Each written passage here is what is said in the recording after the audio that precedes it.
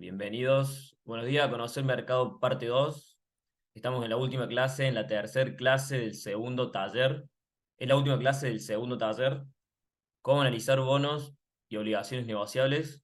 Vamos a estar hablando de esta tercera clase sobre cómo analizar bonos y obligaciones negociables, que no voy a estar hablando yo, sino que va a estar hablando un disertante. Él es licenciado en Economía de la UBA, magíster en Finanzas, portfolio manager de Consultatio, tuitero, ya lo conocen por estas dos clases que tuvimos, esta es la tercera clase, así que lo presento a Francisco Matic. ¿Cómo anda, Fran? ¿Todo bien? Buen día, Rodri. Nada, espero que hayas tenido un buen fin de. Así que llegamos a la última, por lo menos, de renta fija. A la última, el tercer taller, así que ya estamos cerrando cómo analizar bonos y obligaciones negociables. Sí, qué lástima, la última clase, pero bueno, por suerte ya los inversores se van con mucha info, toda la que nos compartiste, para que puedan hacer sus propios análisis, supongo. Sí, sí, y además rescato esto que comentabas vos de que decías que quedan grabadas. Nada, está bueno porque por ahí a veces en el momento no es fácil asimilar un concepto, pero bueno, quedan grabadas, la pueden ver la cantidad de veces que quieran. Y todo el material también va a estar subido, así que la clase pasada estuvimos viendo un poco de fórmulas, cualquier cosa, no hace falta que tomen nota porque ya va a estar subido. Es más, la clase del viernes me parece que ya está subida, así que eso ya lo pueden ver dentro de Ime Educa y la clase grabada también la pueden volver a ver si tienen alguna duda, consulta directamente sobre ahí. Bien. Bien, Em, ¿querés, Frank, contarnos a modo de resumen rápido para entrar en tema que vimos clase uno y clase 2 y después nos comentás qué vamos a ver en esta tercera clase? Sí, obvio. A ver, clase uno lo que hicimos fue revisar un poquito conceptos básicos, como lo que es una amortización, una renta, la tasa de cupón, la diferencia entre moneda de pago, moneda de denominación, algunos ejemplos, digamos, de bonos de la vida real, tanto soberanos como subsoberanos y corporativos. Y terminamos con un ejemplo medio integrador de un bono y repasamos el concepto de precio clean, precio dirty, valor técnico, y diría que llegamos como al último concepto, que era como el concepto de paridad, que ya medio que adentraba como alguna herramienta de análisis. Y en la clase 2 lo que hicimos fue ver, bueno, esta idea de relacionar siempre riesgo con rendimiento. Vimos medidas de rendimiento pasadas, digamos, y ahí vimos lo que era un corte de cupón y demás, y medidas de rendimiento, digamos, ex ante, mirando hacia el futuro. Vimos, bueno, la tasa de cupón, que dijimos que era la peor de todas, pero vimos el current yield y la yield to maturity. Y por último, hablamos un poquito de los distintos riesgos que hay en renta fija, pero analizamos más que nada el riesgo de tasa de interés, que es este concepto de la duración modificada o modified duration. Perfecto, bien. Entonces hablamos conceptos básicos. Todas las medidas de rentabilidad para saber qué significan cuando nos quieren comentar sobre la rentabilidad de un bono. Todas las medidas de riesgo para tener en cuenta la contracara y la rentabilidad. Y ahora en esta tercera clase, contanos de qué vamos a hablar. Bueno, en esta clase primero tenemos como un apartado que queda un poquito medio, que estaba medio un apéndice de la clase, que era lo de contado con liqui, que yo les venía avisando de que lo íbamos a ver y creo que es importante, que tiene que ver con renta fija, pero es medio un apéndice de todo. Y después vamos a ver lo que es una curva de rendimiento, cómo leer una curva de rendimiento, porque probablemente en algún informe de research y demás ustedes puedan ver algún gráfico en Twitter o en algún lado, ver algún gráfico de una curva de rendimiento, bueno, tratar de entender cómo leerla. Y después vamos a también repasar un poquitito algunas de las curvas que nos quedaron, que hay, digamos, las más populares, curva CER, curva dólar link, curva dólar, y terminamos con alguna idea por ahí un poquito más avanzada de cómo comparar los rendimientos de distintas curvas, ¿no? Y qué es lo que me va a decir una comparación entre rendimiento de tasa fija y rendimiento CER, rendimiento dólar link contra rendimiento CER y demás. Eh, creo que tenemos para entretenernos hoy. Bien, buenísimo. Bueno, si te parece, ya vemos que se han sumado varios, casi todos los participantes, así que arranquemos. Bien, entonces arrancamos con lo que es más un poquito out of context, para después ya meternos en lo que es renta fija, que es lo que yo les venía comentando, y bueno, Mario mismo me sugirió que podía incluirlo, que era el contado con liqui, ¿no? Que entra en clase de renta fija básicamente porque es una operación que se puede hacer con instrumentos de renta fija.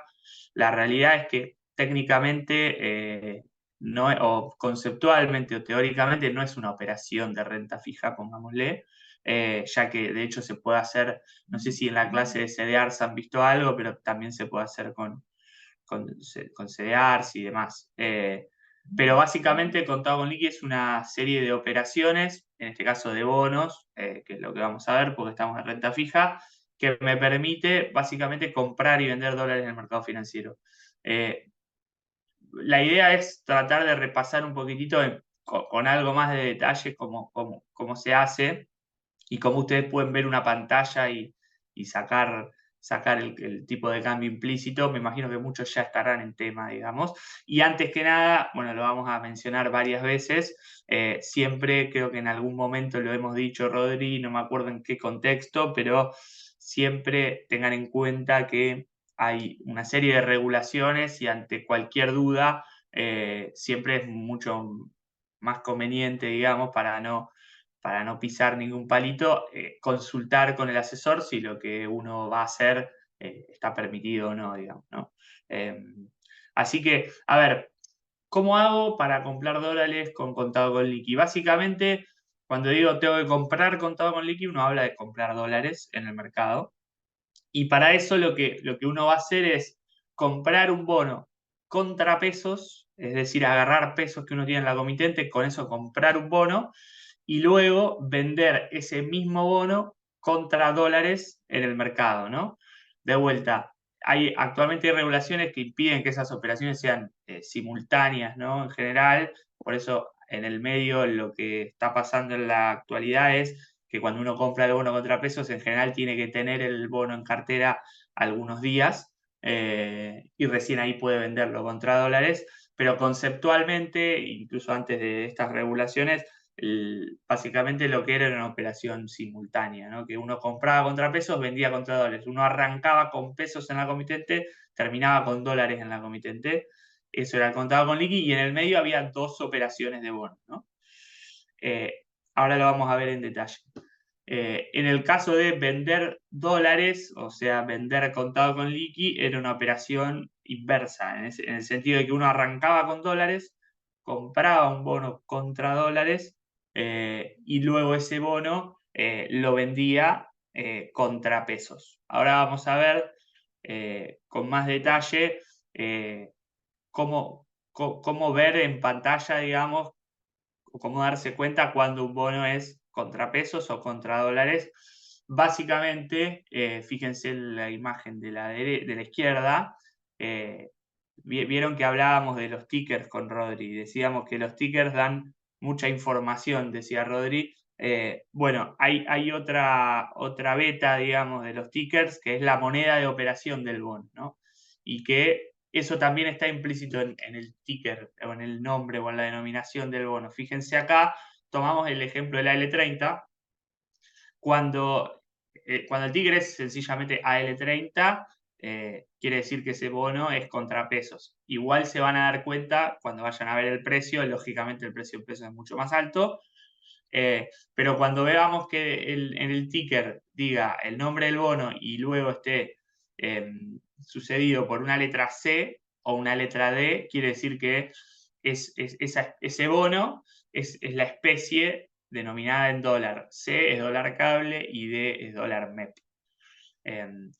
Y después también creo que estaba bueno repasar contado con liqui para reforzar también lo que veníamos, o lo que ya vimos, que era esto de entender lo que eran las puntas de bid y offer o ask en la imagen. Ask y offer es lo mismo, pero en la pantalla de matriz de Vima, por ejemplo, lo van a ver como precio compra, precio venta, ¿no?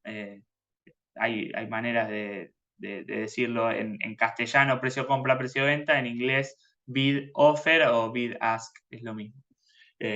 Y se acuerdan que lo que habíamos dicho era que el bid era básicamente la mejor postura de compra del mercado. Si yo quiero vender un activo, bueno, el bid de pantalla va a ser el mejor precio al que yo voy a poder vender el activo que tengo. Y por el contrario, el offer es la mejor postura de venta del mercado, o sea, el precio más bajo al que me va a vender el mercado. Por lo tanto, si yo quiero comprar ese activo, veo el offer, yo ya sé que el offer va a ser el mejor precio al que yo voy a poder llevar ese activo, ¿no? Y con esas puntas de bid y offer o bid y ask de los activos de las especies de pesos y dólar, yo lo que voy a terminar poder haciendo es comprar o vender contado con liqui. Entonces, si a ese concepto de bid y offer de un activo, que puede ser un bono, una acción o lo que sea, yo lo traslado a contado con liqui, al tipo de cambio, en definitiva son como las puntas de compra-venta de dólar que uno ve en pantalla, en cualquier tipo de dólar, el oficial, el blue, el que sea. Entonces, cuando yo vea un bid de contado con liqui, es el mejor precio al que yo voy a poder vender dólares en el mercado en ese momento. Y cuando yo vea un offer o un precio de venta, va a ser el mejor precio al que yo voy a poder comprar dólares en el mercado. Esos bid y offer de contado con liqui, que fíjense están en la fila 8 en esta imagen, acá una aclaración, lo que es last es básicamente el último precio operado, porque las puntas son las puntas que están en ese momento. Ahora, después hay un precio operado, que es el último, le agregamos en la columna C el último precio operado, pero olvídense de eso por el momento. Lo que les quería decir es que las puntas de contado con liqui, en definitiva, se van a terminar armando con las puntas de las especies. Si quieren, vamos a un ejemplo concreto para que quede más claro, Rodri, y vos de última reforzás el concepto o me preguntás si hay algo que no se Dale, entendió. ahí, para que quede claro, es un tipo de Sí, cambio implícito, no es que estamos comprando directamente exacto. dólares, sino que estamos haciéndonos de un tipo de cambio implícito al hacer esta operación, que son dos operaciones, una compra y una venta de un bono que está denominado en pesos y en dólares. Y ahí veo muchas consultas en el chat sobre qué diferencia hay entre MEP y cable o MEP y CCL. Ahí sí, si querés aclararnos eso, Fran, mejor, así queda bien, bien claro el concepto. Sí, a ver, son dos especies distintas de dólar. El dólar MEP es un dólar en el sistema financiero local, pongámosle, y el dólar cable es un dólar que no está en el sistema financiero local, y por lo tanto hay una diferencia en general en cotización entre uno y otro. Obviamente el dólar que está fuera del sistema financiero local es más caro, dependiendo del momento, puede estar más caro o menos caro. Eh, hoy por hoy creo que hay una brecha de 6% más o menos entre uno y otro. Bueno, de hecho, fíjense, la columna 8 es el contado con liqui, sería el cable, y el 9 es el MEP, que sería el dólar en el sistema financiero local, que está un poco más barato, fíjense, en general. Es algo importante que comentar, Rodri, porque estaría bueno comentarlo, no está en la presentación, pero esta diferencia que yo les comentaba entre el precio del contado con liqui o cable y del dólar MEP, se le suele denominar en el mercado canje. O sea, esta diferencia de 6%, que hoy está a 6%, a veces baja a 3, 2, 0, suele denominarse canje. Entonces, cuando ustedes vean que el canje vale 5%, bueno, ya saben que se refiere a la diferencia entre el contado con liqui y el dólar MEP. Clarísimo, bien. Y bueno, ahí Bien. volviendo sobre esto obviamente comprar bonos y venderlos en dólares es una operatoria totalmente legal, si bien está regulada, muchos de los brokers que nosotros como inversores finales tenemos la posibilidad de invertir y de tener cuentas en ellos, tienen todas las regulaciones internas dentro del mismo broker, entonces si nosotros queremos comprar y vender algo que a lo mejor hay una regulación por mínimos, cantidades o lo que sea, el broker mismo ya nos debería tirar el error diciendo que esta operación no es posible, pero bueno, nunca está de más consultar con un asesor o con un agente para que nos termine de sacar las dudas. Sí, o si no, también otra manera que hacen algunos brokers es mandar una declaración jurada. Uno lee la declaración jurada, chequea que no esté incurriendo en ninguna violación de la regulación y la firma o no, digamos. Así es, totalmente.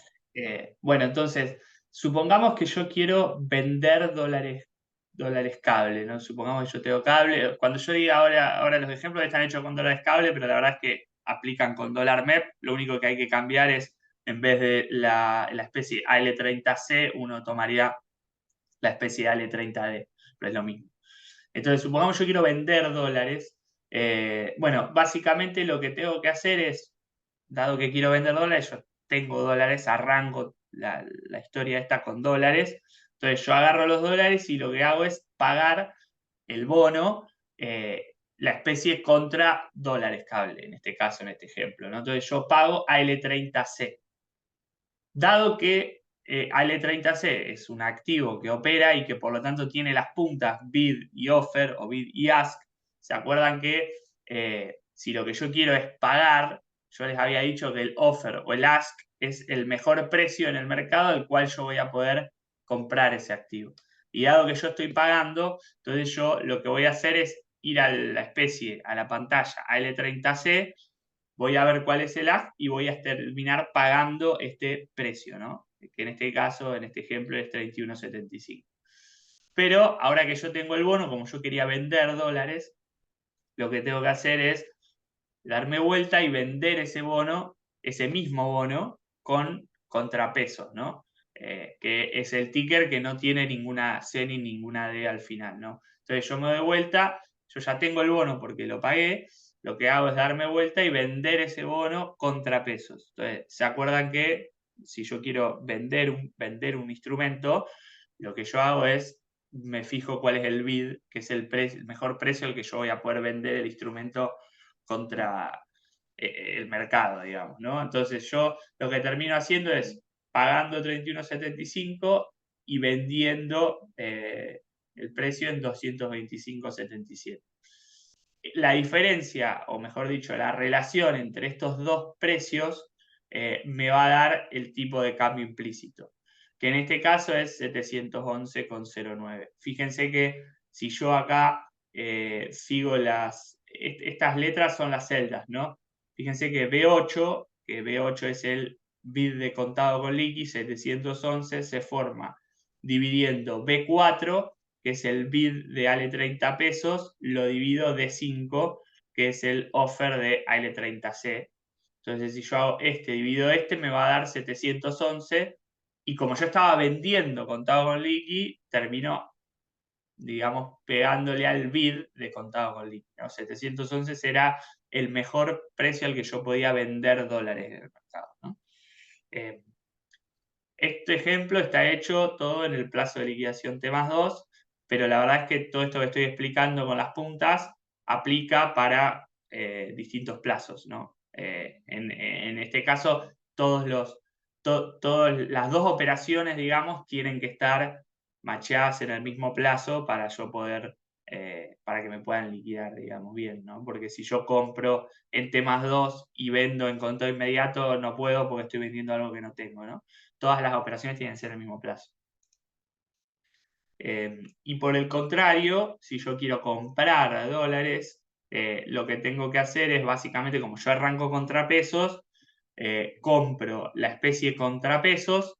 Como yo estoy comprando, lo que tengo que hacer es, estoy pagando el offer del mercado, de la pantalla, que es 225,87, y entonces luego, obviamente de vuelta, paréntesis acá, en general, hoy por hoy hay requisitos de parking y demás, no lo voy a hacer instantáneamente, pero luego lo que voy a hacer es vender ese bono que yo compré contra pesos o entregando pesos, me doy vuelta y lo vendo contra dólares. En este ejemplo está hecho contra dólar cable. Entonces lo que estoy haciendo es, fíjense cómo sale el tipo de cambio implícito acá, que es de 8, que voy a terminar pagando 717,05. De 8 sale de dividir de 4, que es el offer o el precio de venta, la punta de venta de la L30, lo divido contra el bid de AL30C. La división entre este de 4 y B5 me va a dar 717,05, ¿no? Entonces es como la operación inversa de vender dólares, comprar dólares. para que vean que cuando ustedes ven en pantalla contado con liqui y ven puntas, en realidad las puntas del contado con liqui o del MEP, el que estén viendo, en definitiva son divisiones, o sea, son implícitas de las puntas de estos tres tickers que son la misma especie negociada en monedas diferentes. No sé, Bien. Rodri, ahí si me expliqué, si Marié.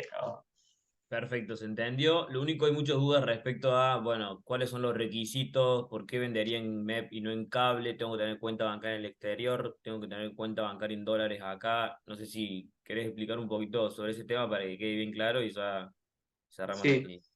sí, a ver, comento algunas cositas. De vuelta, siempre me parece que lo mejor es consultar con el asesor, porque es quien tiene la última palabra en definitiva. A ver, en general hubo una regulación hace poco que habla de cuando uno hace una operación contra dólares, antes de volver a utilizar esos dólares, los dólares para poder ser utilizados justamente nuevamente tienen que ir al banco y volver a la comitente para poder ser usados. Por lo tanto, en general, si uno va a operar contra dólares cable, uno en general debería tener la cuenta en el exterior para poder hacer eh, ese pasaje, digamos, y poder volver a utilizarlos a los dólares cables. Mientras que en el MEP, bueno, si ya con tener una cuenta en dólares en un banco local, uno en general ya puede ir y venir. Es verdad también que hay alguna restricción en algunos bancos de alguna cantidad mínima de transferencias en dólares por mes. Entonces hay que tener en cuenta eso también. Y después, de vuelta, en relación a los parkings o la prohibición para poder hacer contado con liqui y demás, me parece que es mejor consultarlo con un asesor. Hay algunas restricciones vinculadas a si uno tiene tomada caución, no puede operar contado con liqui. Hay otras restricciones que es si uno vende contra dólares algún bono bonar o global, no puede vender contra dólares otra especie en los últimos, en los anteriores 15 días o en los siguientes 15 días. Y hay algunas otras más vinculadas al parking sobre todo, que me parece que es mejor consultarlo siempre con un asesor. Así es. Buenísimo. Bien, entonces eso vinculado al contado con liqui. Bueno, fíjense que justamente por estas restricciones o regulaciones, este ejemplo está tomado el viernes, ya es fresquito, pero fíjense que el tipo de cambio es mucho más bajo, probablemente que el que uno ve en los medios o demás, que uno dice el contado con liqui está a 770, 760 y demás, eh, que fue el mismo que llegó a tocar 800 en la semana. Este es un poco más bajo justamente por las restricciones que les comentaba eh, de la operación, que no se puede arbitrar, digamos, entre contado con liqui de ALs y GDS y contado con liqui con otros instrumentos. Entonces, por eso acá les puse simplemente lo que sería el contado con liqui implícito en las acciones. Simplemente la operatoria es la misma, digamos, entonces no quise abrumarlos con las puntas ni demás, pero simplemente para que vean cómo, por ejemplo, el contado con liqui con otros instrumentos es mucho más alto que en el caso de la L y de los GDs. Y lo mismo pasa cuando en general uno puede hacer contado con liqui con cualquier instrumento que se opere contra dólares. En general, por ejemplo, la LED más cortita, ahora vamos a ver la curva de LEDs, que en realidad ya no es curva porque hay una sola LED, pero digo, la LED más cortita también se puede utilizar, se suele operar contra pesos y contra dólares, y también se usa para hacer contado con liqui en el mercado local y tiene un tipo de cambio mucho más parecido a este implícito en las acciones que al del AL, ¿no? Bien. Bien. Bueno, no sé si Rodri, si te parece, y volvemos, retomamos ya el calendario habitual de lo que es Dale. más renta fija Tenemos pura. el apéndice de CCL y MEP y nos metemos directamente a curva de rendimiento. Perfecto. Bien. Igual es muy importante. Contado con Lee, hoy por hoy en el mercado es súper importante. Sí, aparte está implícito en todos lados. Hoy en día tenemos un montón de noticias dando vuelta en Twitter, en Instagram, en el mismo noticiero que nos hablan sobre cuánto está el dólar contado con liqui, cuánto está el MEP. Bueno, lo traemos acá también para que estén al tanto y me parece que en la clase de bonos es es clave porque se hace mucho con bonos y me parece que es donde lo tenemos que tocar el tema. Así que me parece clarísimo. Bien, ahora la idea era empezar a ver algunos ejemplos de curvas de rendimiento que son un instrumento también central a la hora de, bueno, decidir si un bono está caro, un bono está barato y demás. Pero bueno, primero para eso lo que tenemos que hacer es definir lo que es una curva de rendimientos. Probablemente ustedes hayan leído en algún lado, bueno, la curva de bonos tal y demás. Bueno, básicamente es algo muy fácil. La curva de rendimiento es un gráfico donde se mapean, digamos, las yield to maturities o el rendimiento de los bonos, que es el concepto es el que vimos la clase pasada, en en el eje vertical, y en el eje horizontal lo que se mapea es la duración modificada, la modified duration, ¿no? Que creo que había alguna pregunta media perdida la clase pasada, que era la relación entre la modified duration y el plazo del bono. Ustedes se podrán haber visto que hay alguna relación entre el plazo del bono y la modified duration, aunque no es exactamente lo mismo. Eh, pero yo creo que en sus cabezas pueden hacer como el supuesto de que, bueno, la modified duration es una medida de cuán largo es el bono y cuán corto, ¿no?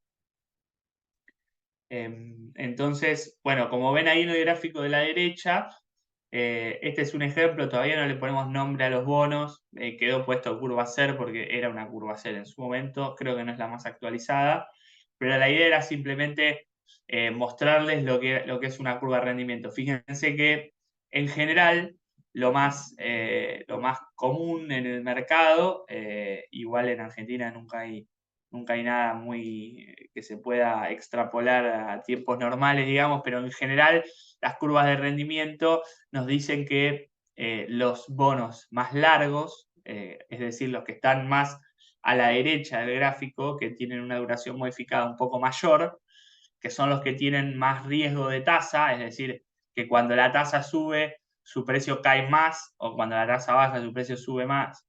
Eh, en general tienen un rendimiento, una yield to maturity mayor que los más cortitos.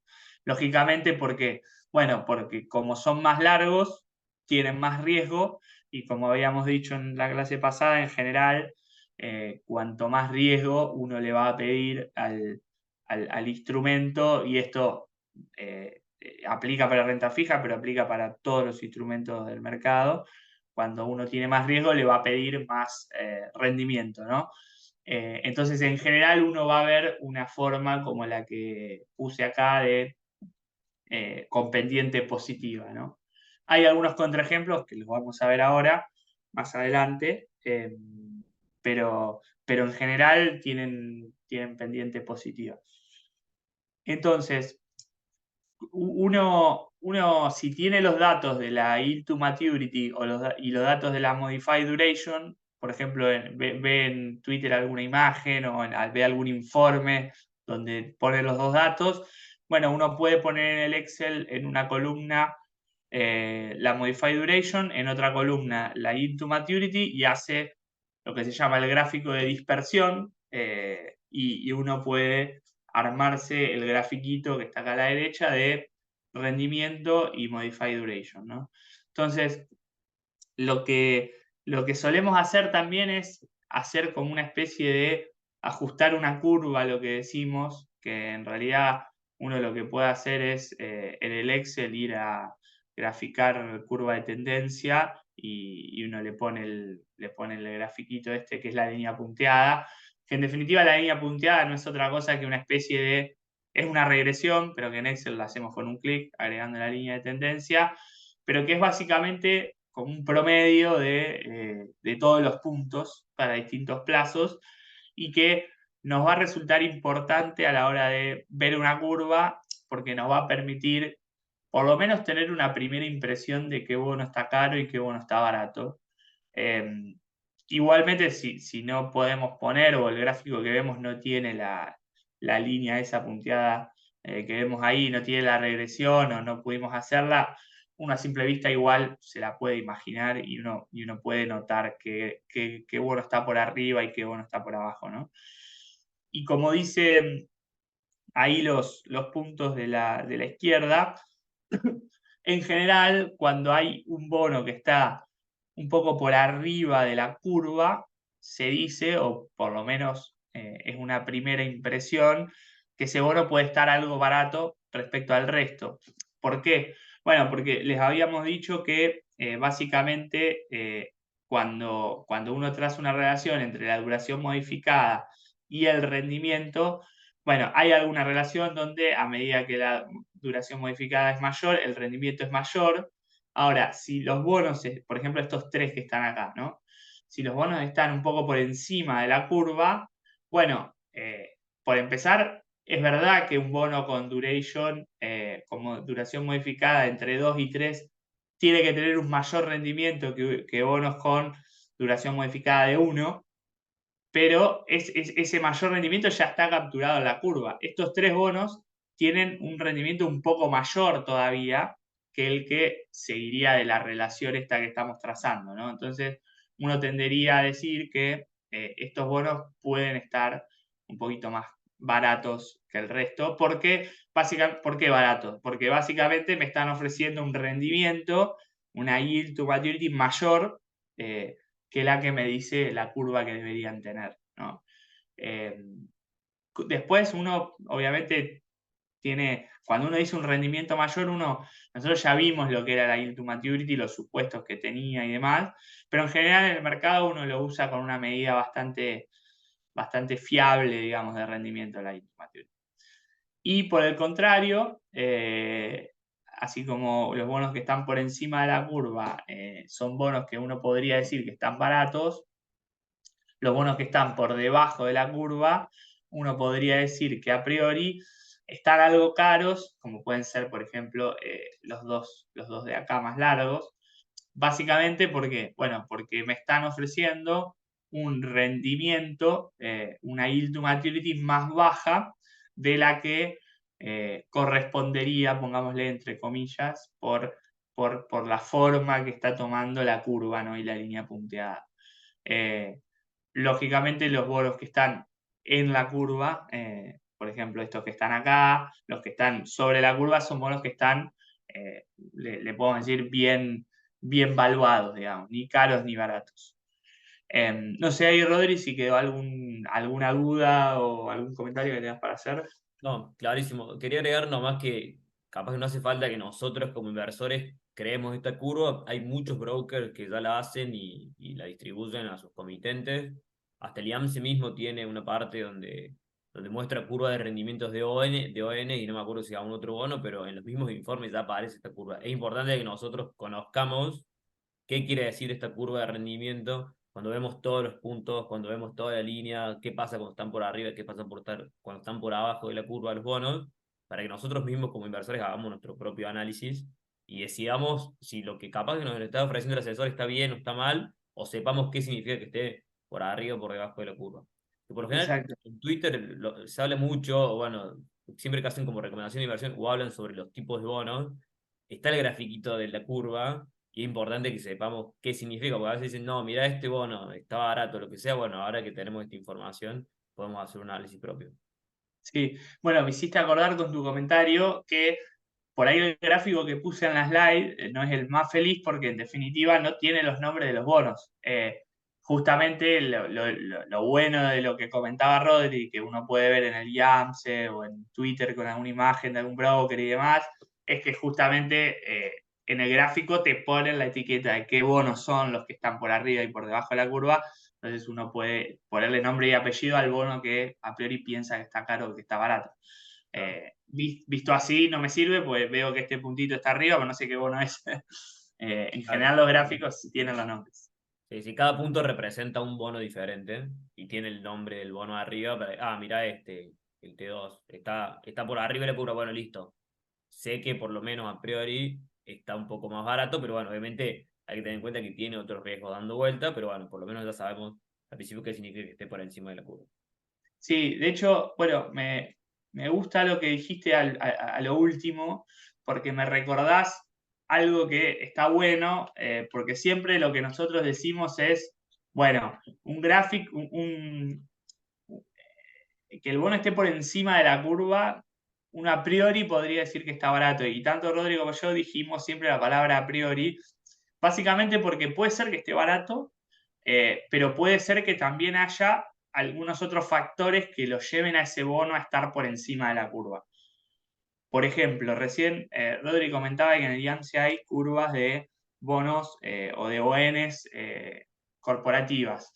Bueno, en la curva de ONs, de ONs o de bonos corporativos en dólares, uno tiene distintos emisores, ¿no? Entonces, por ahí uno ve todos los bonos de todos los emisores y en el gráfico está trazada la curva, que sería esta curva roja punteada, la curva de regresión, y uno va a ver que, bueno, efectivamente va a haber algunos bonos, algunas ONs que van a estar por encima de la curva y otras que van a estar por abajo, pero son de emisores, en el caso más obvio, ¿no? Son de emisores distintos, ¿no? O sea, es lógico que una compañía que por ahí tiene mejores números, tiene menor deuda, tiene mayor rentabilidad, tiene un track record, una historia en el mercado mucho más sólida, mejor nombre, etcétera.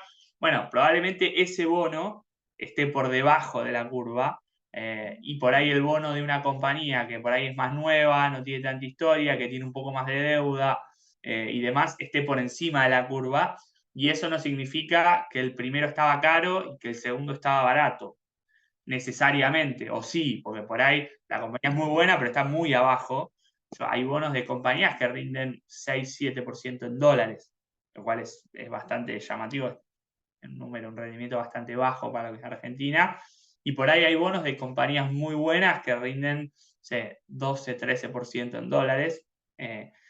Y algunos de esos son atractivos, otros no. Bueno, ahí es donde tiene que, bueno, tratar de investigar un poquito más, tratar de leer algo más de la compañía.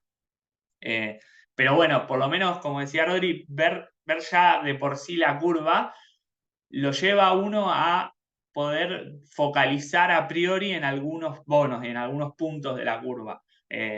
Porque si no, es verdad también que uno ve toda la curva y tiene 20 nombres o 20 bonos y entonces uno no sabe ni por dónde empezar. Por lo menos ver una curva, uno puede decir, bueno, hacer doble clic en alguno que otro bono. Otra razón por la cual quizás un bono podría estar muy por encima de la curva es la liquidez, ¿no? Cuando hablamos de los riesgos, creo que lo mencioné, el tema del riesgo de liquidez, pero bueno, ese es otro. Si hay un bono que es poco líquido, ¿qué quiere decir poco líquido? Que el volumen de operaciones por ahí no es tan alto del bono en el mercado y que cuando ustedes, ¿se acuerdan que cuando vimos una imagen de la pantalla de matriz de Vima, habíamos visto, por ejemplo, precio de compra y habíamos visto que al lado de precio de compra había un número que era algo así como el volumen de ese precio de compra?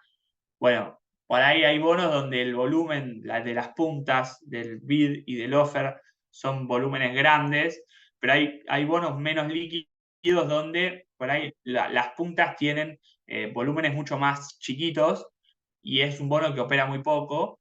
Bueno, ese es un bono con un riesgo de liquidez mayor, ¿no? Porque si yo quiero vender ese bono y quiero vender más cantidad del que está en la punta, bueno, probablemente le tenga que pegar en el precio y ese precio baje cuando yo quiera vender. Bueno, eso es un riesgo de liquidez y ese riesgo de liquidez mayor tiene que estar compensado de alguna manera en el rendimiento del bono. Y eso se va a cristalizar en que el bono va a tener un rendimiento mayor al de la curva. Entonces, cuando yo veo un bono que está por encima de la curva, lo primero que me tengo que preguntar es quién lo emitió. Si estamos viendo una curva que es toda del mismo emisor, bueno, listo, yo ya eso lo solucioné porque son todos bonos del mismo emisor, ¿no? Como puede ser una curva de bonos soberanos. Si es un bono de distintos emisores en la curva, como el caso que comentaba Rodri de bonos corporativos, bueno, tengo que preguntarme si realmente la compañía que emitió este bono tiene mejor o peor calidad crediticia que el resto.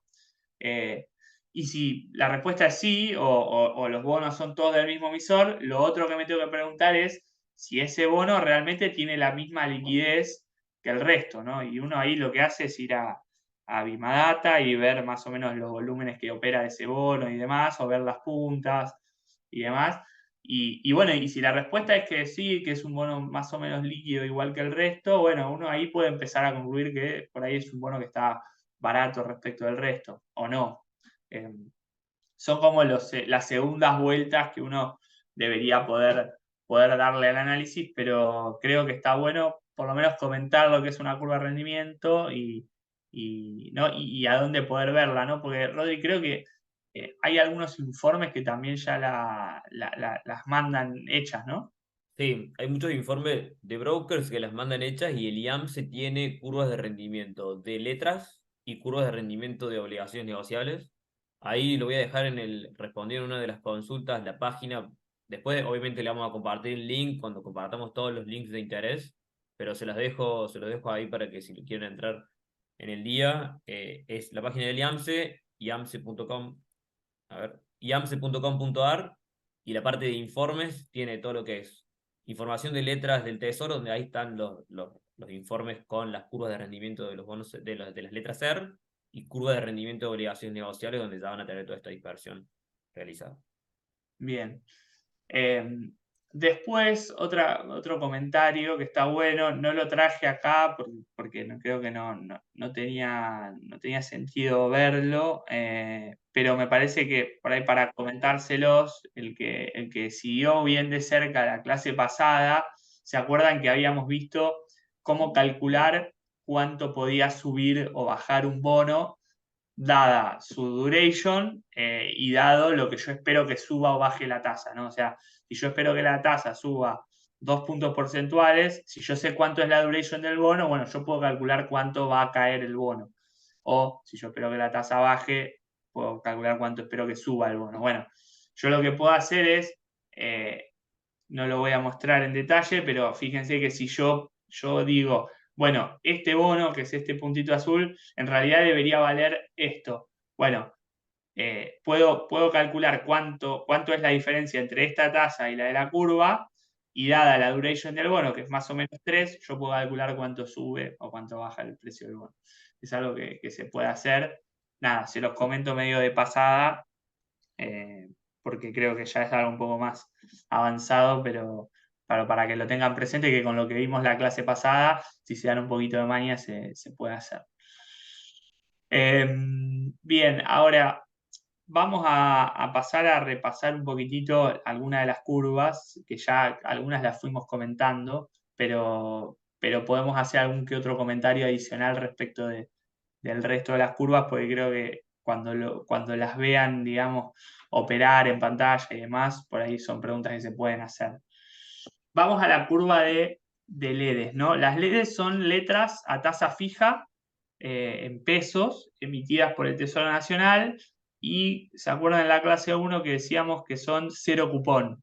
Básicamente no pagan cupón de interés, y como, digamos, no es que no tienen interés ni pagan interés, sino que sí lo pagan, pero en realidad el interés va a estar implícito en el precio que paga el mercado por las LEDs. Las LEDs pagan 100 a su vencimiento, pero en el mercado lógicamente se operan a un precio que es mucho menor a 100. Entonces el que la compra, como al final cobra 100, la diferencia entre lo que paga y lo que recibe en el tiempo es el interés, ¿no? Obviamente que el principal riesgo de este instrumento de de las letras a tasa fija es la inflación. Entonces, si la inflación termina siendo mayor que la que esperábamos, o incluso mayor que la tasa implícita de la LED, bueno, el rendimiento real de la LED va a ser o bajo o negativo incluso, ¿no? La idea era no ver ninguna calculadora, porque hay cursos especiales en calculadoras, sobre todo en la de bonos. La realidad es que la LEDE es tan sencillo el cálculo de cómo sacar el precio de la LEDE o cómo sacar el rendimiento de la LEDE, que acá lo traje. A ver, las LEDs son instrumentos muy líquidos en general, y son ideales para los fondos comunes de inversión, lo que se conocen como T+1, esos fondos que yo puedo rescatar en 24 horas hábiles. Y fíjense que la gran ventaja de la LED es su liquidez. Fíjense a la derecha, yo acá traje una imagen del mercado que creo que tiene un par de días, pero hoy por hoy no hay tal cosa como curva de LEDs. Lógicamente, como hubo una aceleración de inflación muy grande, bueno, el gobierno dejó de emitir tasa fija, pero quedó una que es la que vence el 31 de octubre, que es la que están ahí. Y fíjense que yo traje como una pantalla de un broker que me pone el bid y el offer, o el precio de compra y el precio de venta del mercado. Y fíjense que la diferencia entre uno y otro es muy chiquita, es solo 14 centavos. Esa es esa es otra indicación de si un bono es líquido o no. Si hay una diferencia muy grande entre un precio, entre el precio de compra y el precio de venta, bueno, probablemente se trate de un bono más ilíquido. Cuando las puntas están muy juntitas, hay una diferencia muy chiquita, eso en general es una indicación de que el bono suele ser más líquido.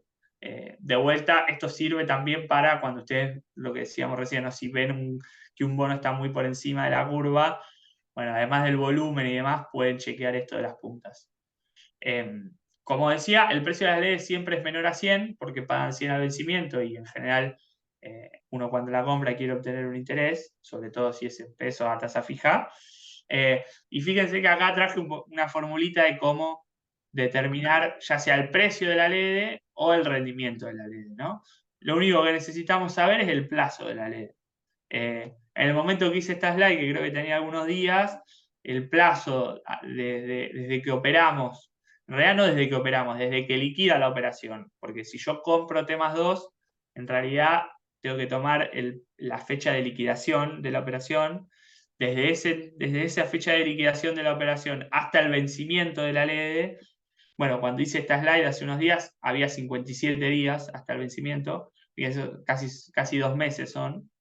Eh, y si sabemos ese plazo, bueno, fíjense que en realidad hay que hacer la cuenta de 100 dividido 1 más el rendimiento de la LED sobre 365, porque es una tasa anual por los días al vencimiento. Entonces, fíjense que en realidad uno acá le puede poner el precio y obtiene el rendimiento, o le pone el rendimiento y obtiene el precio, ¿no? Es como una función, una cosa y la otra.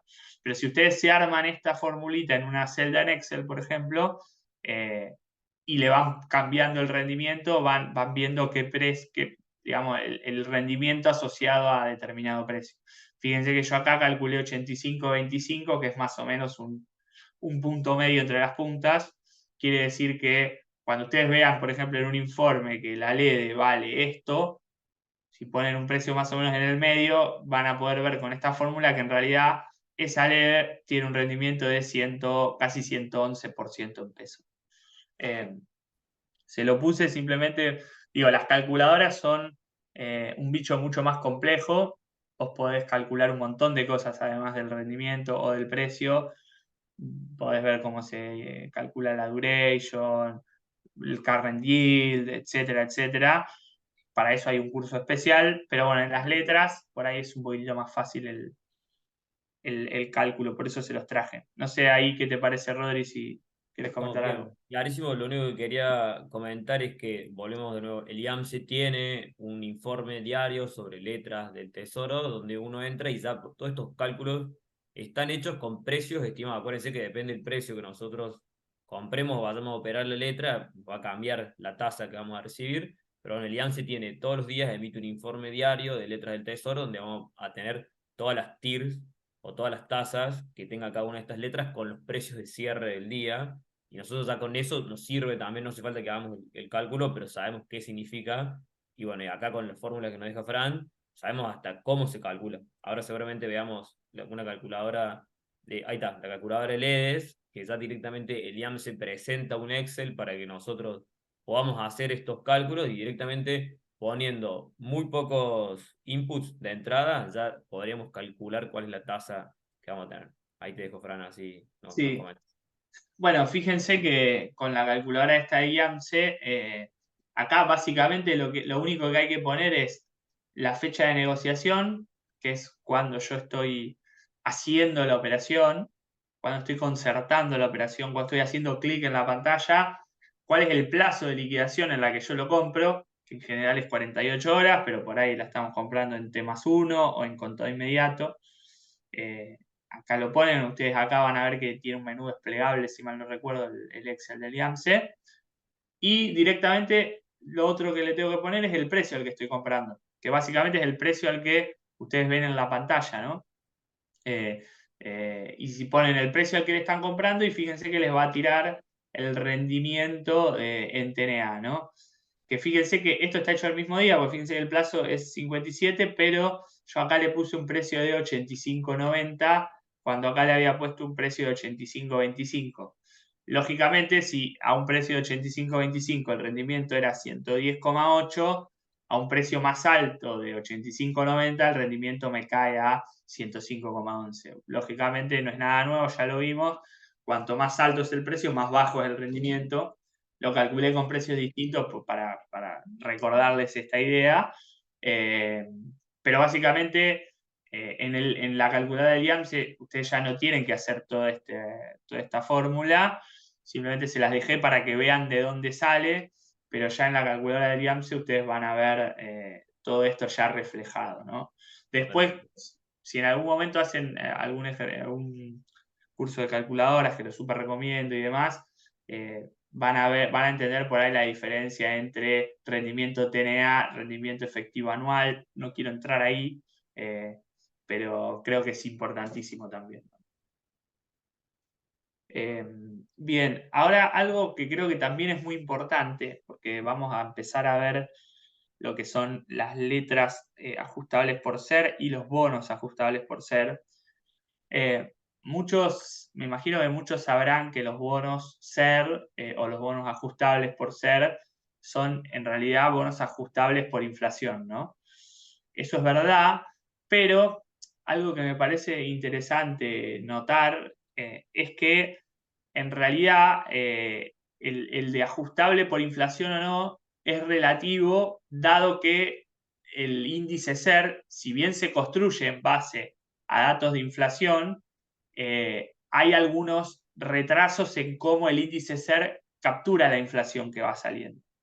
Entonces, primero comentarles lo que es el índice SER, que es el que en definitiva se usa para ajustar los bonos. El índice SER que es el coeficiente de estabilización de referencia, que es un índice que publica el central y que el Banco Central lo que va haciendo es construirlo en base a datos de inflación mensual que van saliendo, ¿no?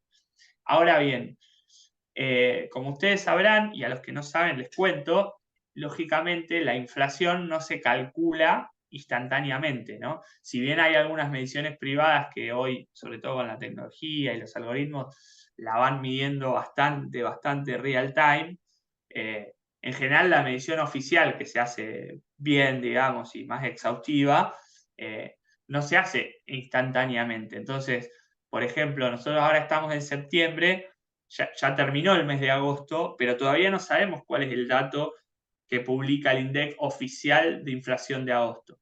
Siempre el INDEC lo que hace es publicarlo 15 días después de que termina el mes. Entonces, nosotros ya estamos en septiembre, pero el dato de inflación mensual de agosto recién lo vamos a saber el 15 de septiembre. Entonces, el índice SER empieza a tener en cuenta la inflación de agosto el 15 de septiembre. Y la inflación de agosto en el índice SER va a tenerse en cuenta desde el 15 de septiembre al 15 de octubre. Entonces, fíjense que, por ejemplo, se da la situación en la que vamos a estar, pongámosle, el 7 de octubre, o la primera o la segunda semana de octubre, y el índice SER, la primera y la segunda semana de octubre, va a estar corriendo a la inflación de agosto. O sea, 2 meses para atrás. Entonces, esto que parece un detalle, con datos de inflación tan altos, no es un detalle, porque, por ejemplo, nosotros ya tuvimos una devaluación, hablando del caso puntual de ahora, ¿no? Tuvimos una devaluación, tuvimos una aceleración fuerte de precios porque se dio bastante rápido, y sin embargo, si uno va a ver el índice SER la semana pasada o esta semana, todavía está corriendo al 6,3% mensual. El índice UVA tiene una construcción muy similar también, que creo que no es exactamente igual, pero es una construcción muy, muy similar. Digo para que tengan en cuenta, por ejemplo, también los plazos fijos UVA en los bancos, todavía no están corriendo a un índice de inflación de agosto, básicamente porque todavía no sabemos cuánto es el dato oficial de agosto, lo vamos a saber recién en 15 días. Entonces, eso para que tengan en cuenta que hay un desfasaje de tiempo entre que se da la inflación real, digamos, en la economía, y que eso se captura en el índice SER y que por lo tanto se capturan los bonos, ¿no? Y, digamos, para hacer todavía mayor ese retraso, hay una cuestión adicional que es, o sea, habíamos dicho que el índice SER no captura tan rápido la inflación. Bueno, los bonos SER ajustan por el índice SER, pero ajustan por el índice SER de 10 días antes. Pongamos un ejemplo. Esta es la curva de letras ajustables por SER, ¿no? Esta, por ejemplo, X23N3, es una letra que ajusta por el coeficiente SER que vence el 23 de noviembre, ¿no? Por eso 23N3. Ahora, la que ajusta por el 23 de noviembre, en realidad toma como último índice SER el SER de 10 días hábiles antes del 23 de noviembre, ¿no? Que eso te puede dar, no sé, no hice el cálculo, pero 10 días hábiles antes, por ahí te da algo así como el 7 de noviembre, algo así. Entonces, fíjense que el índice SER del 7 de noviembre no tiene en cuenta ni siquiera, bueno, la inflación de noviembre desde ya, porque todavía no la sabemos, pero tampoco tiene en cuenta la inflación de octubre. O sea, el índice SER del 7 de noviembre tiene en cuenta la inflación de septiembre. Entonces, eh, por ejemplo, si yo espero que la inflación de octubre sea muy, muy alta, bueno, sepan que la LECER que vence el 23 de noviembre no me captura esa inflación más alta que voy a tener en octubre. Básicamente porque tienes un retraso entre el índice SER y la inflación, y además porque los bonos SER y las letras, todas tienen un desfasaje de 10 días hábiles antes respecto al índice SER. No sé si mareé mucho, Rodri, pero creo que es importante para tener en cuenta No, es cómo importante me puedo saber cubrir. este desfasaje. Ahí, si nos querés recordar, lo único, qué beneficio tiene también estar cubierto o operar Sí. con estos bonos SER o estas letras SER, porque sí, obviamente tiene este desfasaje, pero bueno, ¿qué nos cubrimos si vamos a operar este tipo de instrumentos? Sí, bueno, bien, Rodríguez, con la pregunta, porque, bueno, si bien es verdad que yo comentaba que hay un desfasaje entre la inflación y el índice SER, sacando ese detalle, que es un detalle, si querés, de días o meses de diferencia, eh, también es cierto que si yo espero una inflación mucho más alta, bueno, a mí en general, en términos generales, me va a convenir estar parado en instrumentos SER, ¿no? Que ajustan por SER, ya sea por letras ajustables por SER, que son las que en general en el mercado le llamamos LECERes, que son estas que arrancan con X en general, X18.3, la LECER que vence en octubre, X23N3 la que vence en noviembre y X18.4 la que vence en enero del año que viene, o en bonos SER, que ahora vamos a ver la curva, tanto las LECERes como los bonos SER ajustan por el índice SER que ajusta por inflación. Entonces, en general, cuando yo tengo un bono que ajusta por inflación, justamente me voy a cubrir a una aceleración de la inflación respecto de si yo, por ejemplo, compré una LED, que es la que habíamos visto antes, la LED de octubre, S31.3. Bueno, si la inflación termina siendo mucho más alta, yo voy a haber perdido con la tasa fija. Eh, Bien. ahora, ahora al final vamos a ver un poco cómo comparar eso en términos generales, pero, pero bueno, en general el emisor de deuda ajustable por SER es el Tesoro Nacional. Hay algunas provincias que tienen algunos bonos muy ilíquidos y los corporativos en general no emiten deuda SER, sí emiten algunos bonos que ajustan por UVA, que también son muy, muy, muy líquidos. Entonces, en definitiva, en la práctica, eh, la única manera de cubrirte en el mercado contra inflación en instrumentos en pesos uno tiene, la única manera son instrumentos emitidos por el Tesoro Nacional, ¿no? Que son justamente las leceres que ven ahí. Fíjense que acá ya empieza a darse algo muy raro que es una curva invertida, ¿no? Esto que pongo acá es una curva, eh, pero fíjense que a diferencia de lo que les había dicho, la curva está invertida, que ya es algo muy raro. Esto lógicamente se da porque como estamos esperando una aceleración muy fuerte de la inflación, eh, bueno, lógicamente los bonos o las leceres más largas son más caras porque básicamente yo espero más inflación, y como espero más inflación, bueno, estoy dispuesto a pagar más por las leceres más largas. Pero esto es una situación bastante atípica en el mercado. En general, las curvas, como les había mostrado, son con pendiente positiva, ¿no? Bueno, acá no voy a entrar en esta cuentita, pero fíjense que si se ponen a mirarla bien, es la misma cuenta de la LEDE, nada más que le agrego un cociente entre el índice SER de hoy, que en realidad no es el de hoy, sino que es el de 10 días hábiles antes de la fecha de operación, y el SER inicial. ¿Qué es el SER inicial? Y esto sí lo voy a explicar porque tiene que ver cuando ustedes vayan a ver los precios de cada uno de los bonos SER o letras SER en pantalla. Como los bonos SER ajustan por inflación, en realidad lo que ajustan es toman el SER inicial, que es el SER de la fecha en la que se emitió el bono, y le hacen la diferencia con el SER, la fecha que vence el bono, ¿no?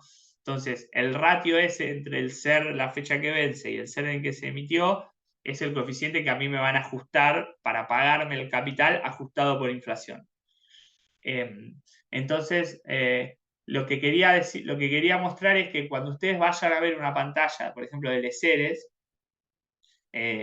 ustedes van a ver esto, o con los bonos SER se da igual, que los precios de los bonos son muy distintos entre sí. Bueno, en este caso, X18.3 y X23N3 son parecidos, son 127 y pico, pero fíjense que X18.3 el precio es nada que ver, es 199. Y si ustedes van a ver la curva de bonos SER, van a ver que hay bonos que valen 550, bonos que valen 140, bonos que valen 10.190 en precio. ¿Por qué se da esto de que los precios son tan distintos? Bueno, justamente porque el precio del índice SER, perdón, porque el precio del bono SER depende o ajusta por esta relación entre el SER último y el SER de la fecha en la que el bono se emitió. Entonces, si yo tengo un bono que se emitió hace 5 años, dada toda la inflación que se fue acumulando desde la fecha que se emitió el bono, bueno, el índice SER hoy es mucho más grande que el índice SER de que se emitió el bono, entonces me va a hacer que cuando yo vea el bono, por ejemplo acá, el precio del bono nominalmente sea un precio mucho más alto. Eso en realidad no nos va a decir nada porque en definitiva es una cuestión nominal, ¿no? O sea, lo que importa en definitiva es el rendimiento del bono. Claro, Eh, rendimiento neto totalmente. Pero bueno, ahí tiene que quedar claro que mientras más plazo tenga la LECER, el precio va a ser mayor porque obviamente este capital ajusta por inflación y obviamente a mayor plazo vamos a tener mayor inflación y lo vemos reflejado en precios. Es como dijo Fran, totalmente. Acá hay que tener en cuenta en realidad el rendimiento que a mí me da porque en nominal sí, la inflación es un montón, pero yo después quiero ver qué rendimiento realmente tiene mi inversión descontando la inflación. Y eso ahora me parece que lo vamos a ver bien más específico, porque es más, había muchas consultas sobre el rendimiento de los bonos SER, porque algunos son negativos o cómo lo puedo leer, que ahí lo vamos a ver bien, bien específico. Bien, sí, me parece interesante directamente que vayamos a las calculadoras del IAMSE, que están buenas. Fíjense que el formato de la calculadora del IAMSE, que después Rodri les va a pasar el link para que se la bajen, es el mismo que el de la LEDE. Lógicamente, acá como hay más leceres, bueno, hay más columnas. Creo que acá le falta una para la de lecer enero, seguramente la van a estar actualizando pronto.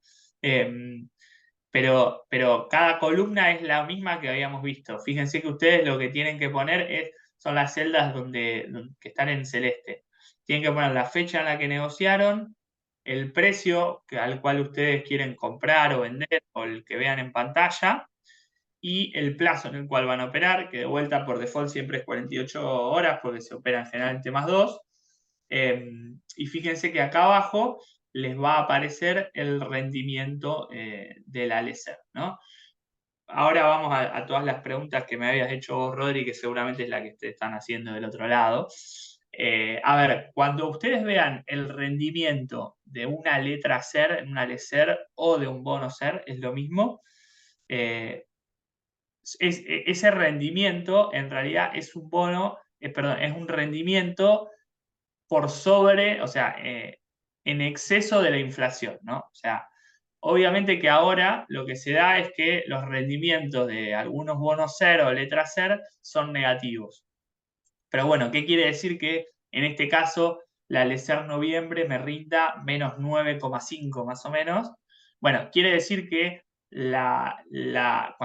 si yo compro esta LECER por 127,25, que es el precio que está acá, yo voy a obtener un rendimiento que va a ser igual a toda la inflación menos 9,5% anual, ¿no? Entonces, el rendimiento es un rendimiento real, un rendimiento por sobre la inflación, aunque cuando rinde en negativo en realidad es menos la inflación, pero esto es más menos la inflación, ¿no? Eh, y otra cosa que tienen que tener en cuenta es que, bueno, lógicamente el menos 9,5 es un rendimiento anual, ¿no? Entonces, lo que yo voy a tener que hacer es, bueno, calcular la inflación desde la fecha que yo compré hasta la fecha que vence, y a esa inflación anualizada restarle menos 9,5. Hay un tema de plazos ahí, pero bueno, en general medimos todos los rendimientos en equivalentes anuales para poder compararlos, ¿no? Pero bueno, por ejemplo, un bono que rinda SER más cero, un bono SER que rinda cero, no es que va a rendir cero, literalmente, no. Va a rendir lo que sea la inflación, ni más ni menos. Eh, Claro. para dejar claro eso. Y bien, y nosotros, ahí también hay muchas preguntas sobre qué me conviene, tasa fija, Serling. Bueno, nosotros con toda esta información que nos está compartiendo Fran, nos podemos hacer directamente un análisis propio de qué creo yo, la inflación va a subir, vamos a tener más devaluación o directamente me quedo en tasa fija, que sé que yo ya voy a obtener tanto rendimiento de una forma fija. Eso depende de cada uno de los inversores. Y ahí Eso. también, como para sumar, si les interesa más este tema o cómo hacer el tema de los cálculos y la calculadora, en Vime Educa 1, en el Vime Educa que vimos a principio de año, la octava clase es sobre cálculo financiero y ahí hablamos un poco más de cómo calcular TNA, TIR, TEA, así que si les interesa ese tema, pueden ir a ver la octava clase que está subida a Vime Educa o YouTube y si no también pueden empezar a utilizar estas calculadoras del IAMSE que les puede servir y si no el mismo IAMSE ya, de nuevo, entregan unos informes con las tasas calculadas según los precios de cierre el día anterior. Entonces, es importante. Tenemos todas las herramientas para que nosotros podamos hacer nuestros propios análisis. Y obviamente todo es gratis y está todo al alcance de los inversores.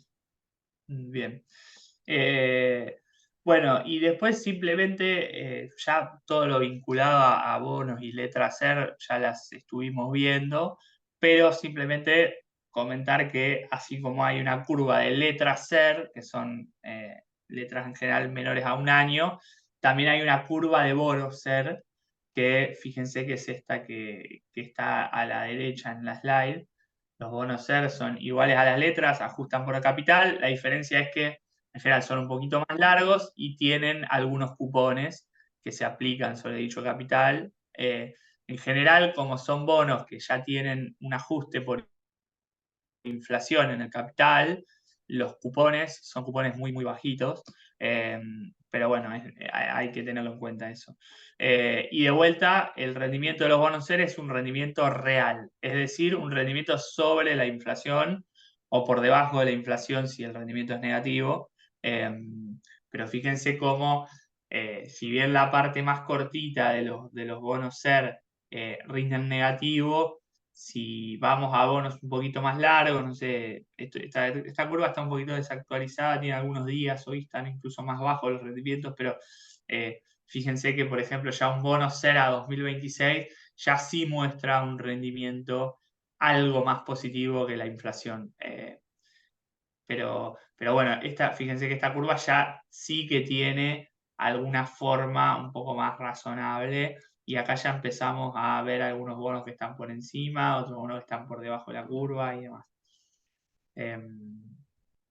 Después tenemos la curva de bonos dólar link, que acá es importante tener en cuenta, bueno, acá lo mismo, el rendimiento de los bonos dólar link son rendimientos que se miden en relación a la devaluación. ¿Qué quiere decir esto? Que si yo tengo un bono dólar link que me rinde menos 20 anual, es un bono que en realidad va a rendir la devaluación menos 20. No es que el rendimiento va a ser negativo, sino que va a ser negativo respecto de la devaluación, pero nominalmente, lógicamente, como el tipo de cambio se va a mover, voy a tener un rendimiento nominalmente positivo.